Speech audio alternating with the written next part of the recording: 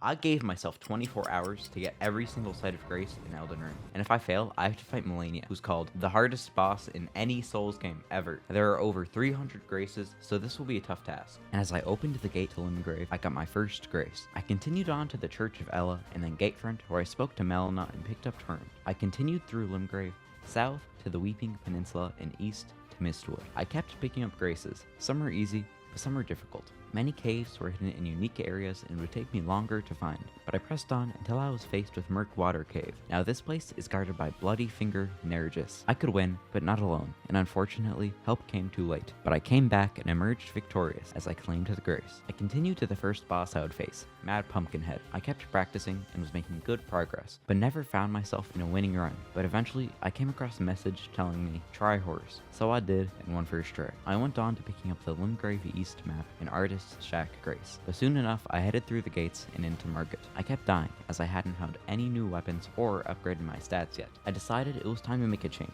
I made a trip to the Dragon Burnt Ruins, and once I opened this chest, I was in Caelid. I escaped the tunnel and went to Fort Farah, where the giant sleeping dragon rests. But while it won't attack you, it has an enormous health bar. But back when I killed Bloody Finger Nergis, he dropped me the Reduvia. This has the Blood Loss ability, which takes away a certain percentage of the boss's health, giving me an easy kill. And if I ran here and sat down before the boss died, I would get 50k runes and he could respawn. I just upgraded my HP and returned to Market, and pretty quickly I won. But I'm not sure how he took damage here. The next logical step would be going through Stormveil Castle, collecting all the graces, and moving on to Liurnia. But while my goal is to get every grace, if I fail, I still want to have as many as I can. Stormveil Castle would mean a lot of work without a big payoff, so I skipped it for now and headed back to Caelid and looked for every grace I could find. I knew this one was locked behind a boss, so I skipped it. And also, Radahn, who is located just north of Redmane Castle, is blocking a grace. But he has a whole quest line involved, so I left. Over this time, I had gone from 30 to 44 graces. I decided to head to Liurnia next, so I went to the edge of the bridge and emerged to find my first grace. I traveled on to the gate, finding some more graces on the way, and decided to pick up some map pieces before I continued. From here, I found the glintstone key and opened up the gates, letting my opportunities of grace expand massively. I was itching to get into some combat, but it seems I couldn't even land a hit, so I had to delay any progression even further. Liurnia has quite a few sites of grace, posing an advantage, but many were hard to get to, so I spent a lot of time crafting routes and learning locations. I traveled anywhere, through caves, the ravine, and even Carrier Manor. After fighting Royal Knight Loretta and getting myself to 87 graces, I was on a very good pace.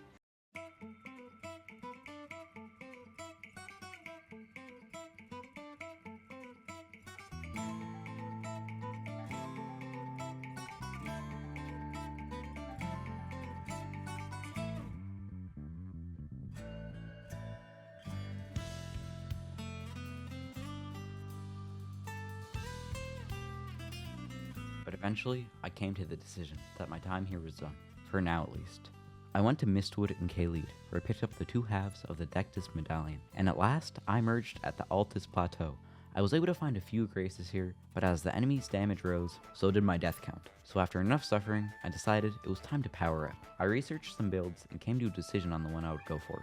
I called it the Menace. To start, I headed to the northern part of Weeping Peninsula, where I found a new grace. My goal was to kill this enemy until it dropped this weapon. I needed 2 of them. After trying for a while, I was barely getting any drops at all, let alone the bandit's curved sword. I decided to head back to the Sleeping Dragon and level up my arcane, which scales with item discovery. I went back, but still had no luck. I decided to head to this cave in Liurnia and this beach to farm some materials. From here, I purchased the crafting kit and made some silver pickled foulfoot. These boosted my item discovery much more, and I finally got the swords.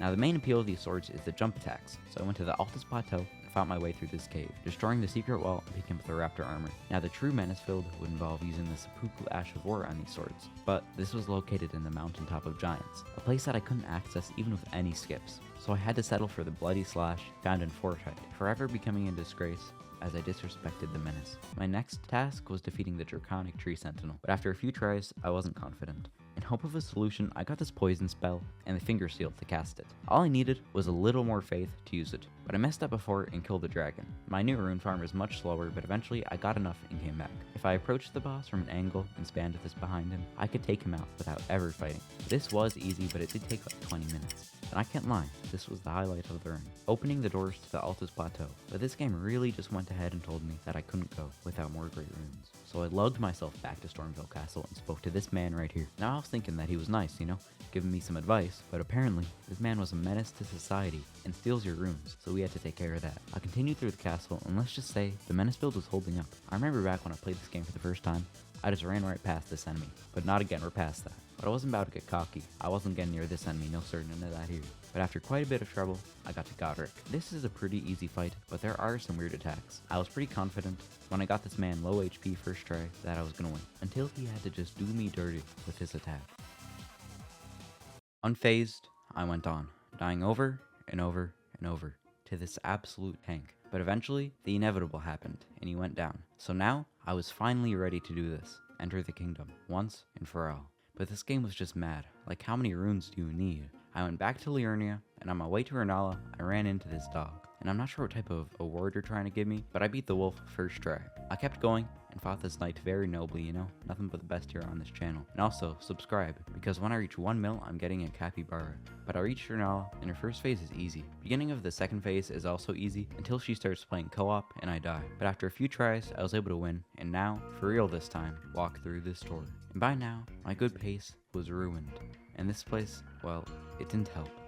I fell many times to these knights right here. Yeah, you know who you are. But after dying enough, I reached Godfrey.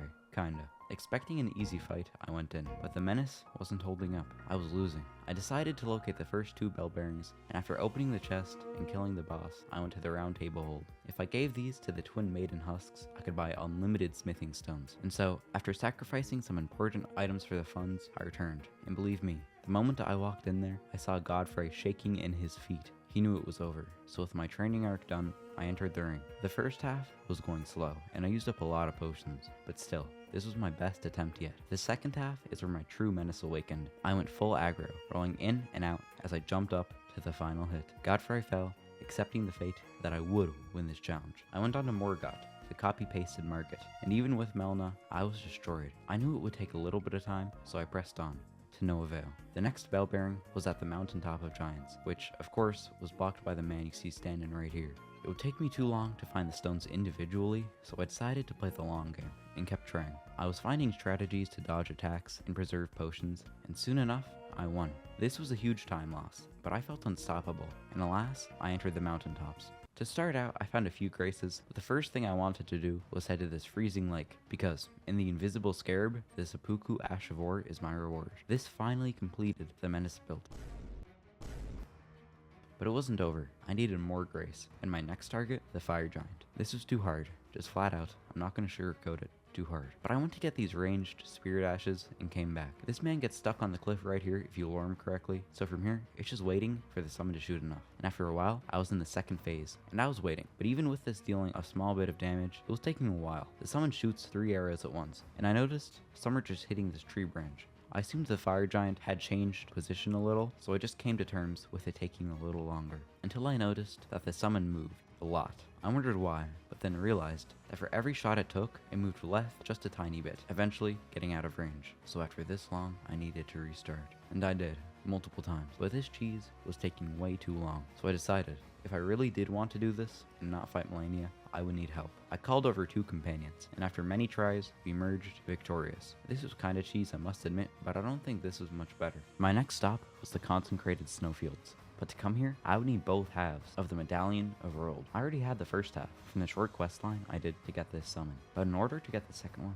I needed to defeat Commander Nail, found at the summit of Castle Sol. I'd already collected the first 2 graces here, but after attempting this once, I knew I wasn't about to win. But luckily, I didn't need to. If you make a precise double jump here and attack while falling, he will somehow die, and you can go back to the castle, collect his grace, and get the medallion. But this jump wasn't easy.